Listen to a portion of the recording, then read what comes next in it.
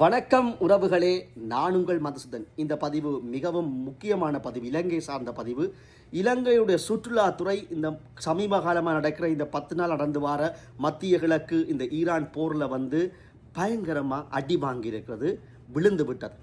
இன்றைக்கு 2026 உலகத்தில் சுற்றி பார்க்கக்கூடிய தலங்களில் யாழ்ப்பாணம் 2ஆம் இடமாகவும் இலங்கையோர் நல்ல முக்கிய இடமாகவும் கருதப்பட்டு வெளியிடப்பட்ட அறிக்கை நிமித்தம் பல ஐரோப்பியர்கள் படையெடுத்து வந்தார்கள், பல நாட்டவர்கள் படையெடுத்து வந்தார்கள். சுற்றுலாத்துறை வீறு கொண்டெழுந்தது.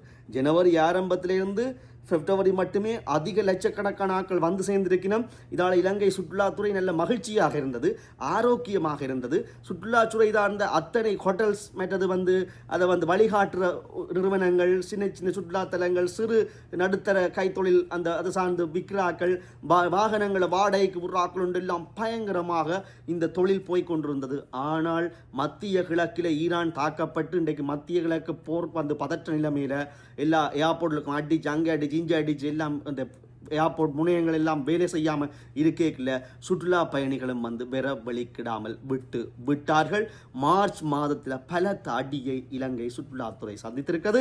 மொத்தத்தில் கடந்த ஆண்டை விட ஒப்படைக்க மார்ச் மாதத்தில் மட்டும் 25% இழப்பு ஏற்பட்டிருக்கிறது. சுற்றுலாத்துறையினால் அதிகளவு வருமானத்தை பெற்று சுவரி வந்த இலங்கைக்கு ஒரு பெரிய இடியை இடித்திருக்கிறது இந்த போர்.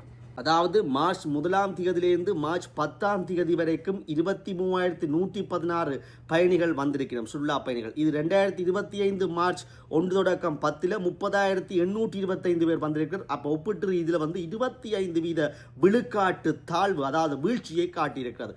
பெரும்பாலும் 34% இந்த மத்திய கிழக்கு நாட்டினுடைய ஏர்போர்ட் முனையங்களுக்கால தான், டெர்மினல் பாயிண்ட்டுக்கால, டிரான்சிட்டுக்கால தான் இலங்கைக்குள்ள லேண்ட் ஆகிறவ. ஏர் ஐரோப்பாவிலிருந்து, ரஷ்யாவிலிருந்து, உக்ரைன்லேருந்து, மற்றது அங்கால யூகேயிலிருந்து, நோர்வே, ஸ்வீடன் இப்படியான நாடுகளிலிருந்து வாராக்கள் எல்லாரும், அதோட கனடா, அமெரிக்காவிலிருந்து வர்ற எல்லாரும் இந்த மத்திய கிழக்கு நாடினுடைய முனையங்களுக்கால தான் வாரவை, இந்த இதுக்களால் ஏர்போர்ட்டுக்களால். ஆனால் இப்போ அங்கே போர் பதற்றம் காரணமாக வான்வழிகள் எல்லாம் அது பாதுகாப்பில்லை என்றபடியா ஆக்கள் சுற்றுலா போகிறதையும் தவிர்க்கிறோம். அதை விட அந்த முனையத்துக்கால வர முடியாதபடியா இலங்கையை தவிர்க்கிறோம். இதால் இலங்கைக்கு பல சுற்றுலாத்துறையில் அதிகளவு டாலர் அந்நிய செலாவணியை பெற்று வந்த இலங்கைக்கு பெரும் இடியை ஏற்படுத்தியிருக்கிறது. இது நீண்டு செல்லும். ஏனென்றால் இந்த ஈரானிய கப்பலை காப்பாற்றின பிறகு சில நாடுகள் இலங்கைக்கு போகிறதை தவிர்த்துக் கொள்ளும் ட்ராவல் அட்வைசரி கூட கொடுத்திருக்கிறோம். இதால் கன பேர் வரமாட்டினோம், போக மாட்டினோம். போர் பதற்றத்தில் நாடுகள் இருக்கிறபடியா சுற்றுலாவை விஞ்ஞானி பக்கம் விரும்ப மாட்டினோம். ஆகவே இந்த வருடம் இலங்கை எவ்வளவோ சந்தோஷமாக பார்த்து கொண்டிருந்த வருடத்தில் பலத்த அடியை கொடுத்திருக்கிறது. சுற்றுலாத்துறைக்கும் இலங்கையுடைய பொருளாதாரத்துக்கும் அந்நிய செலாவணி ஈட்டலுக்கும் இந்த ஈரான் மீதான தாக்குதலும் இப்பொழுது இருக்கிற உலக கொந்தள அரசியல் நிலைமை. ஆமாம் உறவுகளே, 2026ஆம் ஆண்டு உலகத்தில் பெஸ்டான இடங்களில் சுற்றுலா பண்ணக்கூடிய இடங்களில் யாழ்ப்பாணம் தெரிவு செய்யப்பட்டிருந்தது. இலங்கை முக்கிய ஒரு இடத்தை பெற்றிருந்தது. ஆகவே அந்நிய செலாவணிகளை ஈட்டலாம். யாழ்ப்பாணத்துக்கு இப்போ கணக்க படையெடுத்து வந்தவர்கள் இந்த வருடத்தில் மட்டுமே.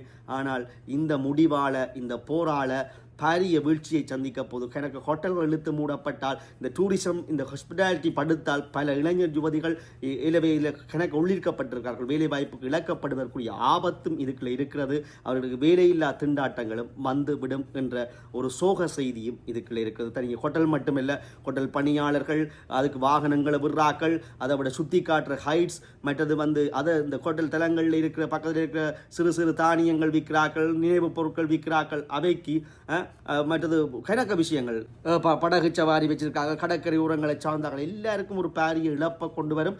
ஏண்டா வளமையாக வர்றதை விட கூட வரையினம் என்று எதிர்பார்த்தது. ஆனால் அதை விட எல்லாம் பொய்யாக்கி பயங்கர வீழ்ச்சி இந்த போரால காண்பிக்க போகுது. அவை பலர் பேர் வேலை இழப்பிற்கு இருக்கிறார்கள், அபாயத்தில் இருக்கிறார்கள் என்பதையும் தெரிவித்துக் கொண்டு, அதாவது உலகத்தில் எங்காவது ஒரு போர் நடந்தால் அது இலங்கையையும் தாக்கும் என்கின்ற, ஆழமாக தாக்கும் என்பதற்கு இது ஒரு சிறந்த உதாரணம். பதிவு பிடித்திருந்தால் மற்றவருக்கும் பகிருங்கள். தவறாமல் யூடியூப் தளத்துக்குள்ள போய் சப்ஸ்கிரைப் பண்ணி பக்கத்துக்கு மணியை பிடி தாட்டி விட்டால் மேலும் மணியான தகவலை அறியலாம். நன்றி, வணக்கம்.